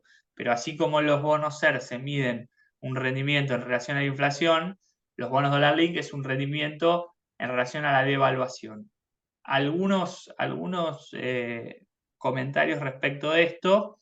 En general, el tipo de cambio, o en general no, en su totalidad de los bonos emitidos por el Tesoro Nacional, el tipo de cambio que se toma como referencia es el que publica el Banco Central en su comunicación 3500. Digo esto porque en algunos escenarios, dependiendo de lo que pase con la economía, puede haber algunos escenarios en los cuales el tipo de cambio 3500 no se devalúe y algún otro tipo de cambio sí, como vimos, por ejemplo, con los eventos del dólar soja o los impuestos a las importaciones y demás. Puede haber otros casos donde el 3500 sí se mueva, como vimos también en el caso de la devaluación de 22% después de las elecciones, pero eso es algo a tener en cuenta. Eso siempre está en la información que veíamos en la clase 1, en el aviso de emisión y demás. Pero además los bonos dólar link, a diferencia de los bonos SER, donde no hay mucho bono SER o no hay directamente bonos SER corporativos, hay muy poquitos UVA. En el caso de los bonos dólar link, sí hay bastantes bonos dólar link de emisores corporativos, es decir, ONs dólar link.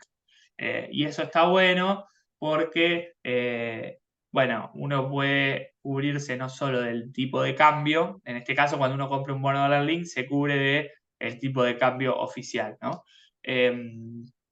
Pero además, cuando uno compra un bono dólar link corporativo o lo que se llama una ON dólar link, uno en general además se está cubriendo del riesgo de crédito, ¿no? Que era otro riesgo que lo mencionamos en la clase 2 al pasar, pero además se puede cubrir no solo de la evaluación oficial, sino además de alguna especie de riesgo de crédito del Tesoro Nacional, que en el caso de los bonos SER no es tan fácil eso, pero en el caso de los bonos dólar link sí. Entonces, bueno, también un comentario al pasar, cuando ustedes vean algún bono dólar link, algunos bonos dólar link tienen alguna cobertura por ahí un poco mayor respecto de cuál es el tipo de cambio que se toma para ajustar el capital de los bonos dólar link. Eso depende de la emisión particular. Simplemente vayan a los documentos del bono y traten de leer bien cuál es el tipo de cambio aplicable. Simplemente se los comento al pasar, me parece que no tiene sentido entrar en ese detalle, pero sepan que algunos bonos dólar link corporativos toman otros tipos de cambio y no solo el 3500. Otros sí, otros no, chequenlos. Pero bueno, después otro comentario que se me ocurre ahí, Rodríguez, también están muy de moda los fondos dólar link. Ahí lo que recomiendo también es entren a los documentos de los fondos y siempre está bueno, también incluso para aprender, está bueno entrar a los documentos de los fondos, ver qué tiene la cartera, cuánto rinde la cartera, etcétera, ¿no? Esa información está, por lo general, si uno invierte en fondos comunes de inversión, esa información está al acceso, uno entra y puede ver cómo está compuesto el fondo en el cual yo estoy invirtiendo, y ahí nos va a salir, bueno, invierte en dólar link, invierte en bono dólar ser, invierte en letras a corto plazo, LEDs, lo que sea. Entonces nosotros ahí sabemos, bueno, a ver, yo espero una devaluación, quiero estar cubierto ante de posibles devaluaciones futuras, bueno, puede ser una buena inversión, dólar link, o yo espero que la inflación, me quiero estar cubierto contra la inflación, puede ser un buen instrumento de inversión a aquellos bonos que ajustan por ser. Así que ahí depende del inversor, es como que hay muchas preguntas que es qué me conviene o realmente qué es lo que, si prefiero dólar link o bonos dólar o bonos SER, y bueno, ahí depende de cada uno, de cada inversor, ¿no? Depende del análisis que quiera hacer cada uno de los inversores. Bueno, ahí también comentaste vos, Frank, que los bonos dólar link también pueden ser privados, que también eso no es menor, entonces uno puede hasta elegir si prefiere invertir en el sector público o en el sector privado. Bien, eso depende de cada uno de los inversores. Exacto.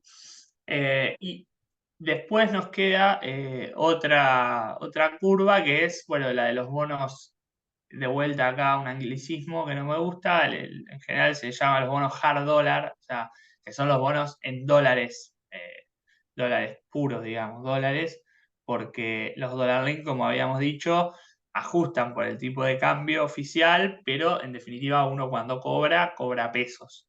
En cambio, los bonos hard dollar, entre comillas, o los bonos en dólares, directamente a secas, uno cuando cobra cupón o amortización, uno recibe dólares, ¿no? Entonces están denominados y pagan en dólares. Y acá algunos detalles. Bueno, esta es la curva de bonos soberanos en dólares, la de la derecha. Eh, Acá sí hay también una curva bastante interesante, digamos, de bonos corporativos en dólares, que la pueden ver seguramente en el informe de IAMSE, como decía Rodri, hay una diferencia muy grande entre el rendimiento de los bonos soberanos y los bonos corporativos en dólares, así que péguenle una mirada. En el caso de los bonos soberanos en dólares, que son los que están ahí, fíjense, la curva celeste son los bonos ley extranjera, ley Nueva York puntualmente, los GDs, y la curva roja son los bonos ley argentina, eh, que bueno, en general tenían originalmente una estructura muy simple, pero luego de la reestructuración se transformaron en bonos que son amortizables, no son bullets, y que si bien tienen cupón fijo, los cupones van cambiando, van subiendo a medida que va transcurriendo el tiempo. Y de vuelta, fíjense que son curvas que en este caso, de vuelta, en el caso de los bonos soberanos en dólares, son curvas que no tienen una forma normal, tienen una forma invertida, ¿no? O sea, no tienen pendiente positiva, sino que tienen pendiente negativa. Cuando tienen pendiente negativa, en general se le llama en el mercado curva invertida. Esto básicamente se da porque los bonos cotizan por paridad. ¿Qué quiere decir que cotizan por paridad? Que el precio al cual se opera es muy bajo, o sea, está muy lejos de 100, está muy abajo de 100. Entonces, como valen 30, 30 y pico, los bonos ya se operan. En general, van a escuchar a muy poca gente diciendo, recomendamos comprar GD30 porque rinde 36% anual en dólares. Probablemente nadie piense que ese bono efectivamente rinda 36% anual en dólares, porque se acuerdan en la clase 2 vimos que ese rendimiento, que es la yield to maturity, tiene el supuesto de que el bono se mantiene hasta el final, es decir, hasta el 2030 en este caso, y que además se vayan a ir cobrando todos los cupones y todas las amortizaciones, supuesto muy grande, y que además todas esas amortizaciones y esos cupones se van a reinvertir a esa misma tasa. Bueno, son un montón de supuestos que probablemente en el caso de G30 no se cumplan. No, y Entonces, se ven los informes también, te dicen los informes que la tira es 30 y pico por ciento, bueno, la tira en dólares, o sea, nosotros tenemos que saber, ahí como dice Fran, qué significa que sea 35%, si realmente vamos a llegar a ese 35% o no. claro, eso es importantísimo. Entonces, por ahí en este caso no es tan útil mirar una curva de rendimientos, sino en general en el caso de los bonos soberanos se mira mucho más el precio o la paridad, que es lo que vimos en la primera clase, que es una información un poco más útil en los casos donde tenés una curva invertida como esta que está acá, ¿no?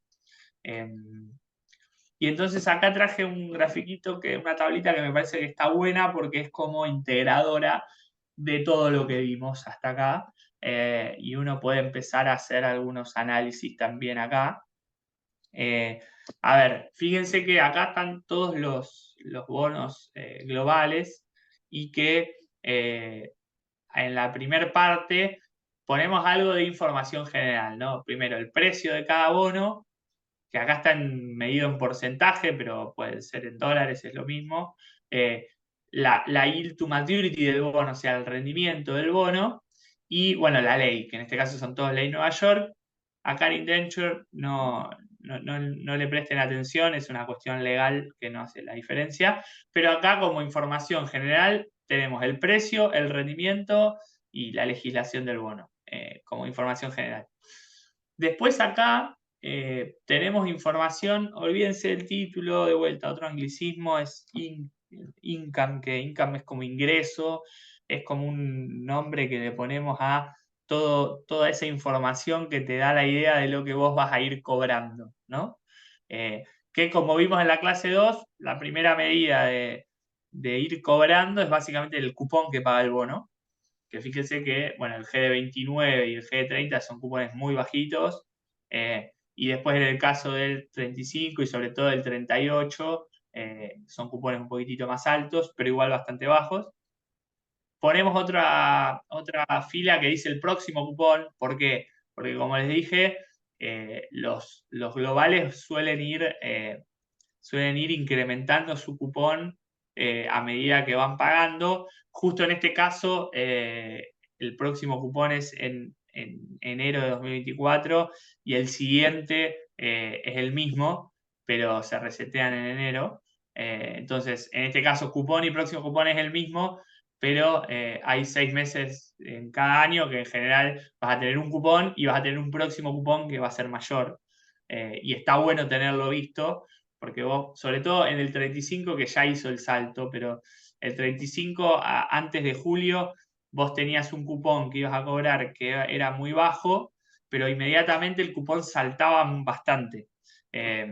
Y bueno, ahora ya saltó bastante y tiene un cupón mucho más parecido al 38 y al 41 y al 46, y antes de que salte el cupón tenía un cupón mucho más bajo, un poco más comparable al 39 al 30 y al 29.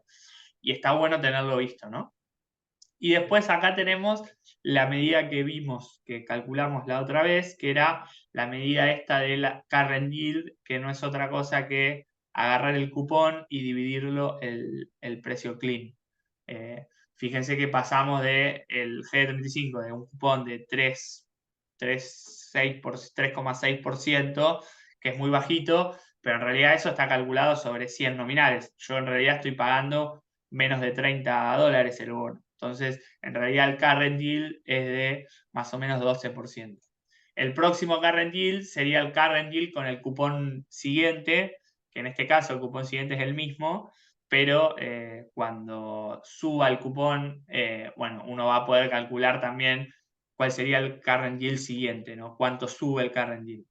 Entonces, fíjense que acá ya tenemos una diferencia entre los bonos. Si quieren, como que podemos dividir los bonos globales en dos grupos a grandes rasgos. Están los bonos que tienen current yield alto, el 35, el 38, el 41, el 36, y tenemos bonos que tienen current yield bajo, el 29 y el 30. Sigamos con el análisis. Otra medida de análisis es la paridad, que es la que vimos en la clase 1, ¿se acuerdan? ¿Cuál es la paridad? Y la paridad la ponemos en una categoría que le llamamos acá protección, porque en definitiva la paridad de un bono es como una protección, porque cuanto vos menos precio pagás por un bono, en el caso de que haya un default, bueno, vos perdés menos porque básicamente pagaste una paridad menor. Entonces, la paridad entra dentro de esas medidas de protección, ¿no? Y acá también hay diferencias entre bonos. Fíjense que tenemos, acá también podemos dividirlo, si quieren, en dos categorías también, que son los que tienen paridad más baja, que son los que serían verdes, que en este caso sería el 35, el 41 y el 46, y los que tienen paridad más alta, que son el 38, el 30 y el 29, ¿no? Olvídense de esto, no lo voy a explicar, pero fíjense que entonces lo que uno puede hacer es ver paridad y current yield, y uno puede empezar a sacar algunas conclusiones. Por ejemplo, fíjense que hay bonos que tienen un current yield bastante alto, como el 35, el 38, el 41 y el 46, lo cual es bueno. Tener un current yield alto es bueno porque vos vas cobrando un cupón que es bastante alto en relación al precio que vos pagaste, pero hay algunos de los que tienen current yield alto que además tienen una paridad baja, que sería en este caso el 35, el 41 y el 46. Sobre todo el 35 y el 46. O sea, el 35 y el 46 son bonos que, además de tener un current yield alto, tienen una paridad baja, lo cual, además de hacerme ir cobrando algo mucho más alto que el resto, en un caso muy negativo, yo estoy pagando un precio más bajo en relación a la paridad del bono que el resto. Entonces, a priori, con estas dos medidas, current yield y paridad, uno tendría a decir, bueno, el 35 y el 46, a priori son superadores. ¿Cuál es el truco acá? Que el 38 y el 41, si bien tienen una paridad más alta, tienen una protección mayor legal por esto del indenture, que no lo voy a explicar, pero sepan que el 38 y el 41 tienen algunas cuestiones, detalles legales que los hacen un poco más seguros del aspecto legal que el resto, y por eso, lógicamente, en el mercado valen más. Y después nos quedan el 29 y el 30, que uno a priori diría, bueno, ¿por qué hay gente que paga GD29 y GD30? Sí, no te dan current yield alto, porque es muy bajito, y encima tienen una paridad muy alta. Bueno, entonces es lo que vamos a ver en en la tercera, digamos, serie de variables, que es la variable de potencial de suba, que fíjense que acá ponemos la duration del bono, la convexidad, que no la expliqué, pero no importa, es como una especie de duration. Y acá pongo cuál sería el upside, es decir, el potencial de suba, si toda la curva va a rendir 18% de yield to maturity, ¿no? Lo que me pregunto es, bueno, ¿cuáles serían los precios de los bonos en relación a los actuales si todos los rendimientos de los bonos y todas las yield to maturities van a rendir 18? Es decir, si esta curva que está invertida se pone una curva flat es como en el mismo nivel, si la curva pasa de estar así a estar una línea a nivel de 18%. Es decir, comprimen todos los rendimientos y, bueno, lógicamente, por lo que vimos, ya sabemos que si el rendimiento baja, bueno, los precios van a subir, ¿no? Pero fíjense lo que pasa con los bonos. Los bonos que a priori no servían para nada, para ponerlo entre comillas, porque no tenían porque no tenían current yield alto y además tenían una paridad más alta, bueno, son los que más potencial de suba tendrían en el caso de que todas las tasas de los bonos caigan a 18%. Mientras que los bonos que eran a priori ideales porque tenían current yield alto y además paridad baja, tienen un potencial de suba más bajo. Entonces, acá es lo que decía Rodri recién de, bueno, en realidad las recomendaciones de inversión dependen de cada cliente o cada persona. O sea, ¿por qué? Porque tenemos bonos que te permiten ir cobrando un poco más a medida que pasa el tiempo, cupones más altos y además te brindan más protección porque tienen paridad más baja. Si quieren que son bonos un poco más conservadores, porque vas cobrando más en el medio y además tienen paridad más baja y te cubren un poco más.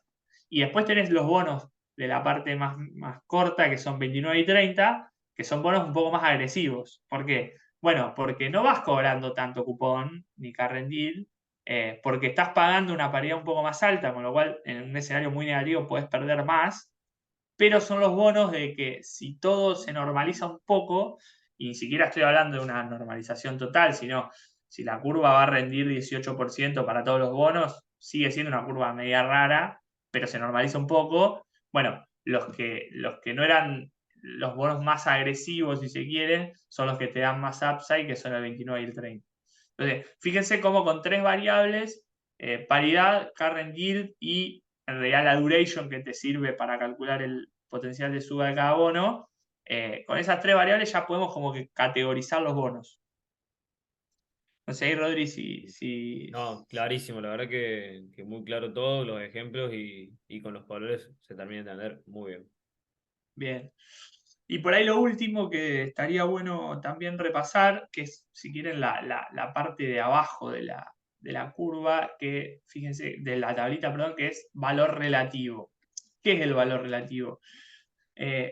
También puede ser que en algún momento, en algún informe o en Twitter de vuelta, como decía Rodri, o en algún lado, ustedes vean gráficos del estilo del que ven ahí en pantalla, a la derecha.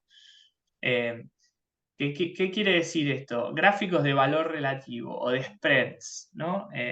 Básicamente un spread es una diferencia entre dos cosas.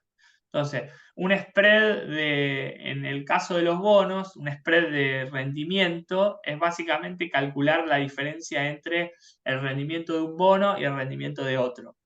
Y cuando esa diferencia de rendimiento de un bono con rendimiento del otro, tengo calculada la serie histórica, cómo fue variando esa diferencia entre el rendimiento de un bono y el rendimiento del otro, uno puede hacer un gráfico de este estilo, ¿no?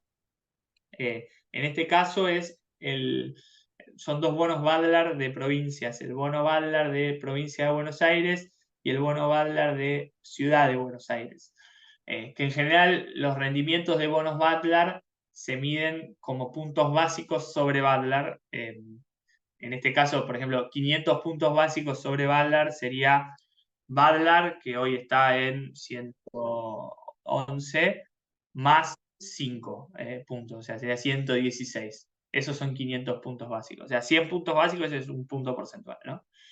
Y en este caso, que 500 puntos básicos sea la diferencia de rendimiento de estos dos bonos, en realidad me está diciendo que, por ejemplo, acá en esta fecha, más o menos en mediados de marzo de 2021, el bono de provincia de Buenos Aires 2025 rendía 5 puntos porcentuales más que el bono de ciudad de Buenos Aires 2024.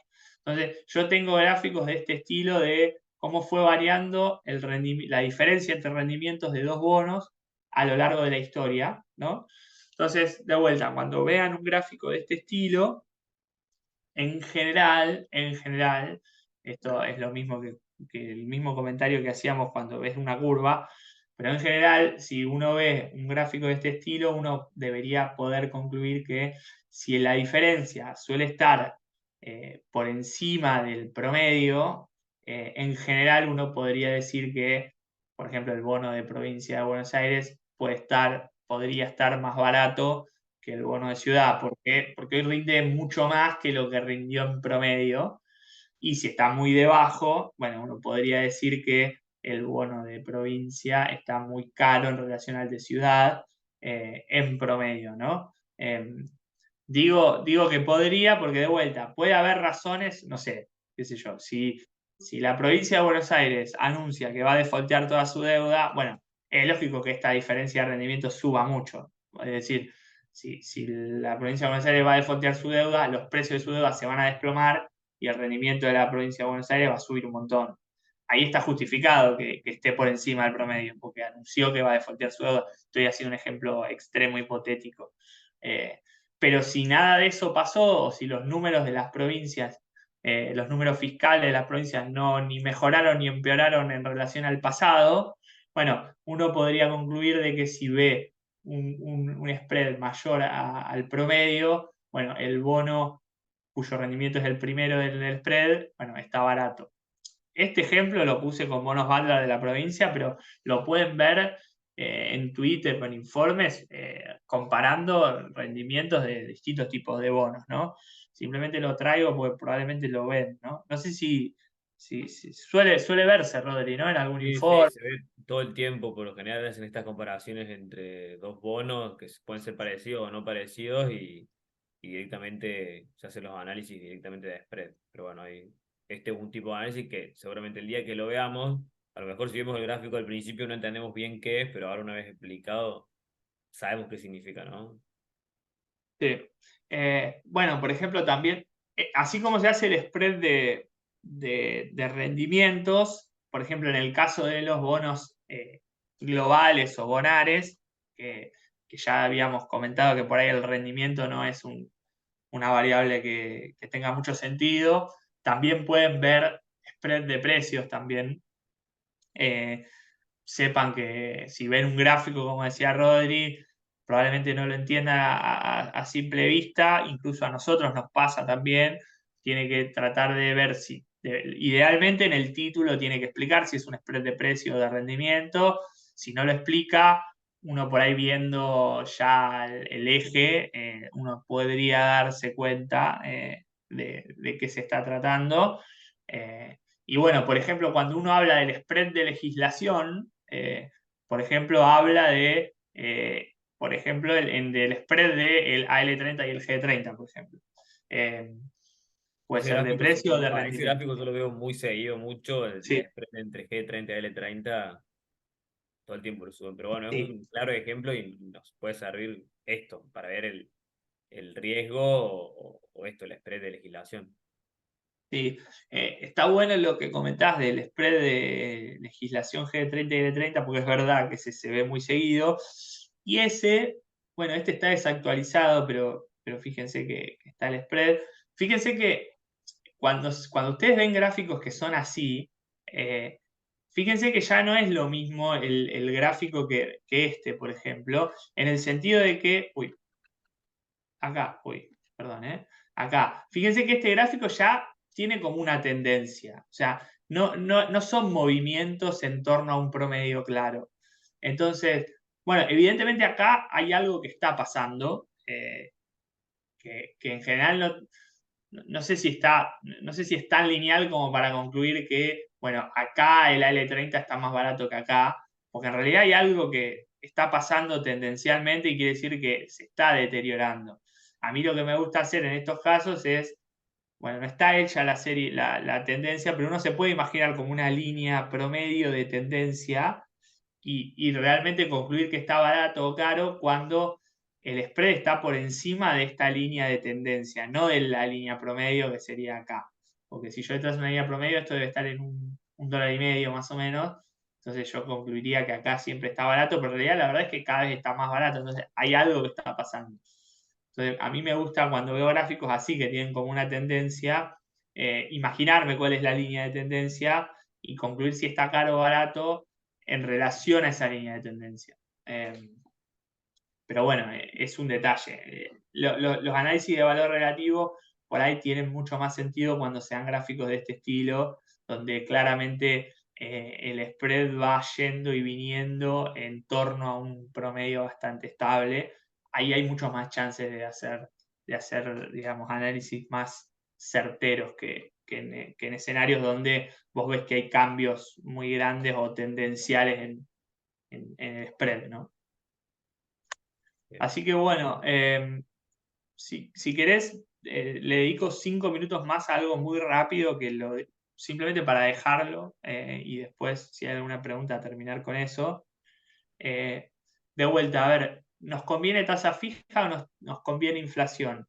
Bueno, muchas veces lo que deberíamos hacer para comparar si nos conviene tasa fija o inflación es agarrar, centrémonos en esta línea, ¿no? Nosotros agarramos cuál es la tasa del bono a tasa fija y le restamos cuál es la tasa de un bono SER que tenga el mismo plazo o aproximadamente el mismo plazo del bono a tasa fija. Entonces yo calculo, pongámosle un bono a tasa fija que rinde, por ejemplo, perdón, un bono a tasa fija que rinde 120%, ¿no? Tasa fija en pesos que rinde 120%. Y tengo un bono SER que me rinde 5%, o sea, inflación más 5. Bueno, la diferencia entre 120 y 5 es 115. Bueno, 115 es como una inflación esperada por el mercado, ¿no? ¿Por qué la espera el mercado esto? Bueno, porque por dos bonos que vencen más o menos en la misma fecha, el mercado paga uno 110% nominal 120% nominal en pesos y otro paga inflación menos 5. Entonces, la inflación que espera en el mercado implícitamente es 115 anual, más o menos. Entonces, bueno, acá es uno donde empieza a jugar, ¿no? Si uno tiene una visión de que la inflación va a ser más alta que 115, bueno, le conviene pagar el bono SER. Si uno cree que la inflación va a ser más baja que 115, le conviene pagar el bono a tasa fija. Y lo mismo se puede hacer, bueno, acá está esto que estaba diciendo recién, y lo mismo se puede hacer con el caso de los bonos SER y Dollar Link, nada más, es la misma cuenta, pero pone la tasa del bono SER y la tasa del bono dólar link. Y lo que te va a dar es la devaluación real implícita. No sé, si el bono SER rinde 5% y el bono dólar link rinde menos 20%, la devaluación real implícita es menos 15%.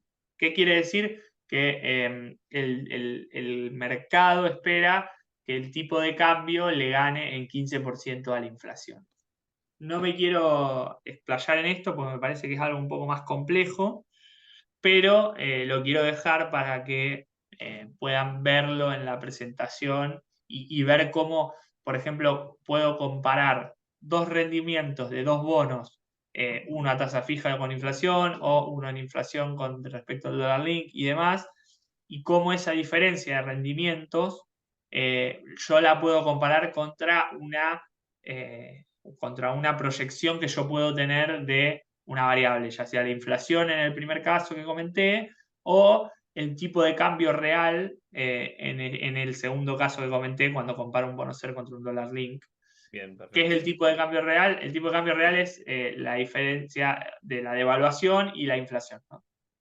Bien, y ahí obviamente depende de nosotros qué pensamos que, o cómo bueno, nos queremos cubrir ahí haciendo estas comparaciones entre tasa fija, SER y dólar link. Si pensamos que va a haber una devaluación, bueno, a lo mejor prefiero cubrirme más con dólar link. Si pensamos que la inflación se va a acelerar, a lo mejor prefiero cubrirme más con SER, pero ahí muy bien con los ejemplos, muy claro con los ejemplos Fran, para terminar de entender qué es lo que espera el mercado y si nosotros creemos que va a ser mayor o menor a la devaluación o a la inflación que espera el mercado, siempre comparando con otro bono.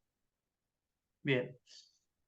Bueno, creo que, o sea, por mi lado la presentación terminó. No sé si tenés Bien, alguna consulta o algo que... quedó clarísimo todo. Hay varias consultas ahí dando vuelta, otras de otros temas que, bueno, ahí vuelvo sobre lo mismo. Todas las que estén relacionadas con los temas del curso las vamos a estar respondiendo y las vamos a subir en un documento junto con la presentación y con las clases cuando las subamos. Hay mucha gente que busca recomendaciones de inversión, arbitrar tasas o plazos o precios, pero bueno, ahí volvemos a lo mismo. Esta no es un curso de recomendaciones de inversión, sino es para compartir conceptos y para que quede todo más claro. Bueno, Fran, llegando al final de la clase, no tengo más palabras que agradecerte por sumarte a estas 3 clases, explicarnos de forma tan bien todos los conceptos y no sé si querés cerrar con algún concepto más o después tengo para dar anuncios parroquiales sobre el resto de los cursos, así que te dejo si querés cerrar la idea con algo. Bien, bueno, no, antes que nada, primero agradecerte, Rodri, por el ida y vuelta. Creo que fue creo que terminó siendo muy útil también para todos los oyentes y para mí también, para darme un poco de respiro. Así que gracias por eso. Y después, nada, simplemente que se metan, que al que le interese, se va a meter, va a ir leyendo y cada vez va a ir entendiendo un poquito más. Sí, estaría buenísimo que después de todos estos 1000 y pico asistentes que tengamos, algunos que todavía no se hayan animado, que no hayan comenzado a operar, que comiencen a operar. Títulos públicos y obligaciones negociables, por lo general, son los instrumentos que por ahí los inversores inician sus inversiones porque suelen ser más conservadores que el resto. Así que estos instrumentos suelen ser buenos para comenzar porque suelen ser más conservadores, depende de los inversores. Así que se animen, que operen, que se acerquen al mercado financiero. Hay un montón de brokers habilitados. Ahí también le vamos a dejar en los documentos los links con los brokers que son parte de agentes miembros de Bima, y que se animen, que operen y que ya con estos conocimientos a ustedes les sirve muchísimo. Bien, gracias, Rodri. Bien, bueno, gracias, Fran, gracias a vos por sumarte a las 3 clases. Y como para cerrar, les comento, la clase que viene, acuérdense que es el martes a las 8:30, donde vamos a empezar a analizar futuros y opciones. Ahí ya lo están viendo en el slide. Recién es el martes y jueves, y martes de nuevo de la semana que viene, a las 8:30 vamos a empezar, ahí dice bien, 12, 14 y 19 de septiembre, de 8:30 a 10:30, con expositores del primer nivel, obviamente de Bima. Y la clase del viernes aún no está subida, ahí estaba controlando, todavía no se subió, la vamos a estar subiendo en el transcurso de la semana, junto con esta clase y todos los links de interés la presentación, bueno, obviamente el video y todo lo que fuimos comentando, las preguntas y las respuestas que aún quedaron pendientes y todo lo que fuimos comentando en la clase. Los invito a participar, a sumarse. Todos estos talleres que nosotros brindamos son de forma gratuita para todos los inversores. En las redes de Vima, en las redes oficiales de Vima, los invito a que si no nos siguen, que nos comiencen a seguir. Ahí van a tener toda la información donde publicamos también los próximos talleres y los próximos cursos, que por lo general son todos gratis, así lo pueden aprovechar como inversores. Bueno, muchas gracias a todos por sumarse y nos vemos recién la semana que viene en la clase de cómo analizar opciones y futuros. A todos, que tengan buen día.